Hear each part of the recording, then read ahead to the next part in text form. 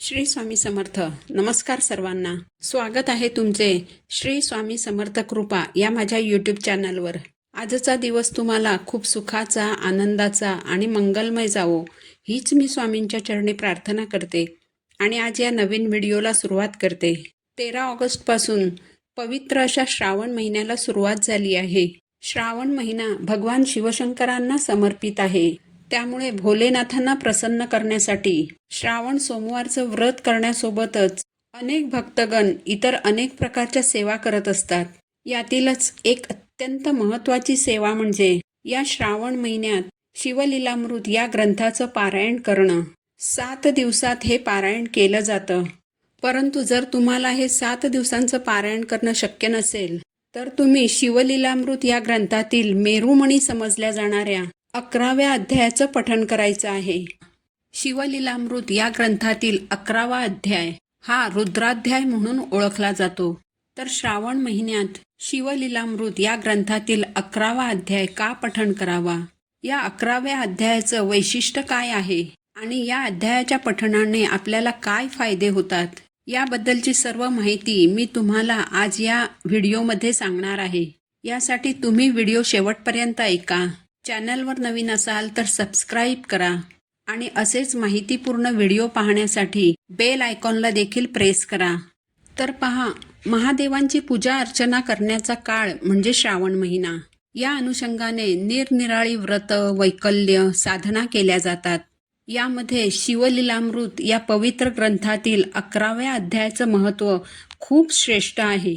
शिवलीलामृत ग्रंथातील 11वा अध्याय हा अत्यंत पवित्र व प्रभावी अध्याय मानला जातो.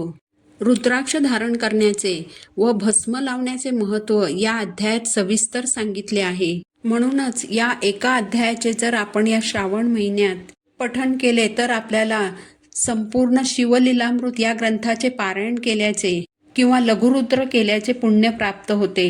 हा अध्याय जीवनातील घातपात आणि अकाली मृत्यूचे संकट टळण्यासाठी अत्यंत प्रभावी मानला जातो. या अध्यायाच्या पठणाने भयंकर संकट, दरिद्रता, सर्व दुःखे व कष्ट दूर होतात आणि भगवान शंकरांची विशेष कृपा प्राप्त होते.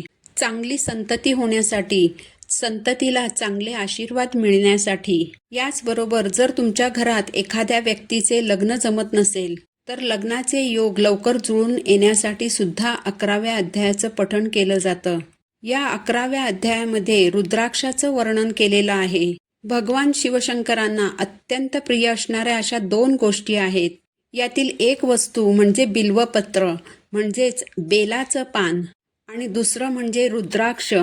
11व्या अध्यायामध्ये रुद्राक्षाचे वर्णन केलेले असल्याने या अध्यायाला रुद्राध्याय असं म्हटलं जातं. तर निसर्गामध्ये वनस्पतीच्या माध्यमातून मिळणारा हा रुद्राक्ष किती प्रकारांमध्ये मिळतो आणि त्याचे काय विविध उपयोग आहेत, तसाच हा रुद्राक्ष शरीरावर धारण करणे किती महत्त्वाचे आहे आणि रुद्राक्ष शरीरावर धारण करण्याचे निरनिराळे काय फायदे आहेत याची माहिती सांगणारा म्हणजे हा 11वा अध्याय. तर हा 11वा अध्याय श्रावण महिन्यात तुम्हाला पठण करायचं आहे. जर तुम्हाला संपूर्ण श्रावण महिनाभर या अध्यायाचं पठण करणं शक्य झालं तर तुम्ही रोज या 11व्या अध्यायाचं पठण अवश्य करा. या 11व्या अध्यायाचं पठण कधी करावं तर पहा, भगवान शंकरांची सेवा प्रदोष काळात करण्याला अतिशय महत्त्व आहे. म्हणून या अध्यायाचं पठण तुम्हाला संध्याकाळच्या प्रदोष मुहूर्तावर करण्याचा तुम्हाला जास्तीत जास्त प्रयत्न करायचा आहे. आता प्रदोष मुहूर्त म्हणजे काय तर सूर्यास्ताची जी वेळ असते, साधारण 6 ते 6:30ची जी वेळ असते त्याच्या अगोदरचा 1.5 तास आणि सूर्यास्तानंतरचा 1.5 तास, हा जो एकंदर 3 तासांचा वेळ असतो याला प्रदोष काळ म्हणतात. हा काळ शिव आराधनेसाठी सर्वोत्तम काळ मानला गेलेला आहे. तर या प्रदोष काळात आपल्याला या अध्यायाचं पठण करायचं आहे. पठणाला सुरुवात करताना स्वच्छ आसन घेऊन देवघरासमोर बसायचं आहे. या अध्यायाचं पठण करताना तुम्हाला शक्यतोवर शुभ्र वस्त्र परिधान करायचं आहे आणि या प्रदोष काळात भगवान शिवशंकरांची पूजा करायची आहे. महादेवांच्या पूजेत पांढऱ्या वस्तूंना अतिशय महत्त्व आहे. म्हणून महादेवांच्या पिंडीवर पांढरी फुलं, पांढऱ्या अक्षता अर्पण करायच्या, दूध साखरेचा किंवा खडीसाखरेचा नैवेद्य अर्पण करायचा. छानपैकी उजव्या हाताला शक्य असेल तर तुपाचा किंवा तिळाच्या तेलाचा दिवा लावायचा आहे आणि डाव्या बाजूला पाणी ठेवून तुम्हाला या 11व्या अध्यायाच्या पठणाला सुरुवात करायची आहे.